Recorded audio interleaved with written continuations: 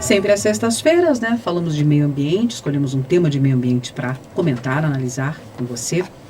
Na sexta-feira da semana passada, o governo federal encaminhou ao Congresso medida provisória, é a medida 844, que muda o marco legal do saneamento básico no país. E apesar dessa medida provisória introduzir modificações importantes, ela passou despercebida em meio a outras notícias. Então a gente vai prestar atenção nesse assunto, vai discutir esse assunto para entender melhor essa medida, a repercussão. Nós vamos conversar com o professor Pedro Luiz Cortes, que é livre docente, professor da ECA, também leciona no PROCAN, que é o Programa de Pós-Graduação em Ciência Ambiental do Instituto de Energia e Ambiente da USP, coordenador da Rede Internacional de Estudos sobre Meio Ambiente e Sustentabilidade, e tem um canal no YouTube, O Ambiente é o Nosso Meio. Bom dia, professor Pedro. Bom dia, Roxane, bom dia, ouvintes. É um prazer falar com vocês. Professor, vamos explicar o que é exatamente essa medida provisória sobre marco legal de saneamento básico no país? Então, essa medida ela transforma a Agência Nacional de Águas, a ANA, em uma agência reguladora federal de saneamento que poderá formular diretrizes que deverão ser adotadas pelos estados e municípios, né? Então, aí tem um primeiro ponto de conflito, pois a Constituição considera que o saneamento é uma prerrogativa dos municípios. E caso essa medida ela seja aprovada pelo Congresso Nacional, ela poderá ser contestada na Justiça com uma ADI, uma ação direta de inconstitucionalidade, pelos estados e municípios e associações que se considerarem prejudicados, né? Outro ponto importante é que essa medida muda a forma como os municípios contratam as empresas de saneamento. Atualmente, um município que quiser contratar uma concessionária pública, né, para regular ali, para fazer o serviço de saneamento, ela o faz sem licitação. Então é muito comum, por exemplo, aqui no estado de São Paulo, um município que resolva, né, contratar uma empresa pública para fazer isso, ele recorra à Sabesp e o faça sem a licitação. Então, a partir da aprovação, caso essa medida seja aprovada, mesmo nessa situação, mesmo que o município ele queira convidar a Sabesp ou outra companhia pública para prestar o serviço de saneamento, ele terá que abrir uma licitação. E isso abre a possibilidade da participação de empresas privadas e de outras concessionárias públicas abrindo a concorrência. Há um ponto importante a ser considerado. Se um município, nesse caso, ele decidir pelo encerramento de um contrato com uma empresa de saneamento básico, e vamos supor que essa empresa ela tenha investimentos que ainda não foram amortizados ou depreciados, por exemplo, uma adutora recém-construída, caberá ao município indenizar a empresa que prestava o serviço e não a nova empresa que prestará o serviço.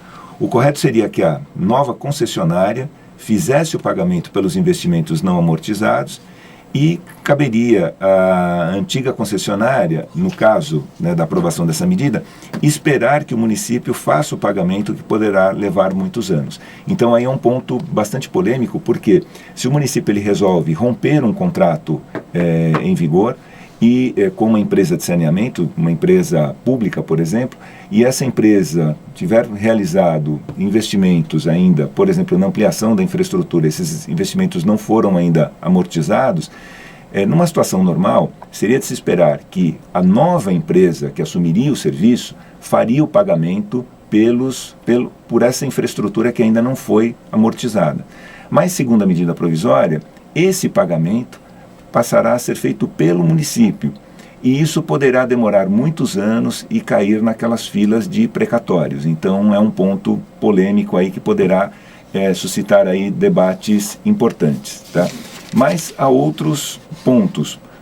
Por exemplo, o que fazer em casos de escassez de água, né? Então, quando da ocorrência de uma crise hídrica, segundo essa medida, caberá à Agência Nacional de Águas declarar a situação como crítica e estabelecer um conjunto de ações que assegurem os usos múltiplos da água.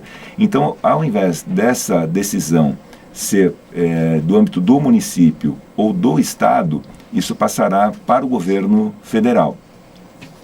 Outro ponto importante: usuários que não se conectarem à rede de esgotos poderão ser multados e terão que pagar taxas ou tarifas decorrentes da disponibilização e manutenção da infraestrutura. Então, existem vários municípios onde a infraestrutura de coleta de esgoto ela chegou depois, né, da implantação por exemplo, de um bairro, né, de ruas, tal.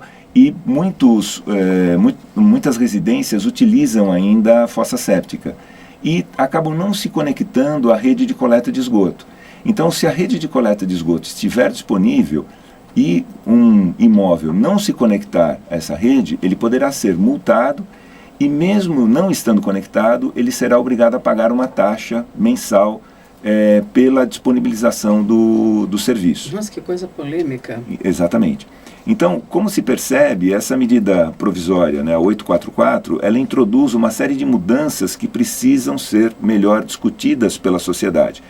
Não entendo a urgência dessa. É importante discutir esse tema, mas não entendo a urgência de se colocar isso como uma medida provisória.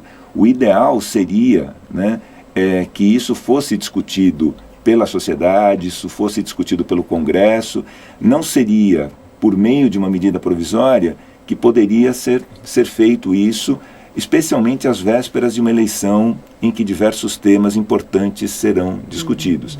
Então, há o sério risco, caso essa medida seja aprovada, que uma série de pontos polêmicos sejam, obviamente, aprovados, sem uma necessária discussão pela sociedade, uma necessária discussão pelo Congresso, porque são medidas que mudam de forma estruturante o setor de saneamento básico no Brasil. Então, parece haver muita pressa por parte do governo federal na tramitação dessa medida e isso causa muita preocupação. Para quem quiser opinar, está aberta uma consulta pública no site do Senado, né, para que as pessoas possam se posicionar. O levantamento que eu fiz ontem é que apenas 8% das pessoas que votaram aprovavam essa medida, né? Grande parte aí rejeitava essa medida. Então, pessoas assim, cidadãos. Cidadãos. Você entra, você fala assim, concordo ou não concordo com a medida. Qualquer internauta que entra ali dá a sua opinião. Boa parte das pessoas, 92% das pessoas, não concordavam com essa medida.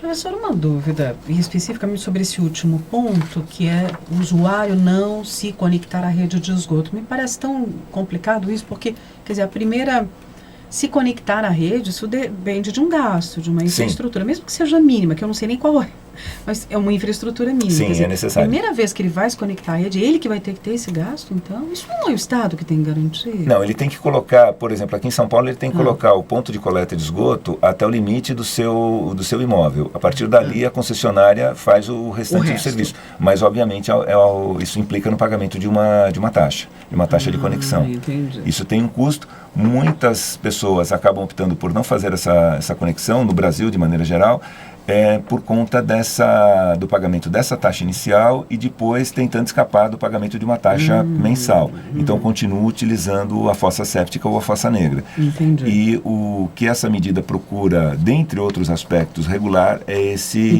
aspecto. Agora entendi. Tá certo. E, em geral, são casas, né? São casas. São em casas. Muito bem.